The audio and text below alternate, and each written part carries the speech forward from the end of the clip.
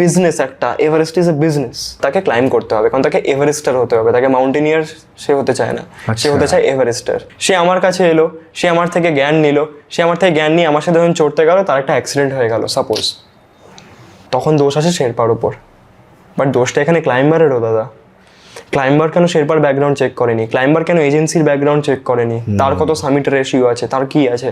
সেও তো পয়সা বাঁচাতে গেছিল, দোষ তো ক্লাইম্বারেরও আছে। শেরপার আছে আমি মানছি, ক্লাইম্বারেরও তো দোষ আছে দাদা। শুধু একা শেরপার দোষ দিয়ে লাভ নেই, একা তো তালি বাজে না। এরকম বিষয় আছে না পুরো, মানে প্রত্যেকেরই এটাই হচ্ছে বিষয় দাদা, এটাই আসল বিষয়। এটা বিজনেস একটা, এভারেস্ট ইজ এ বিজনেস।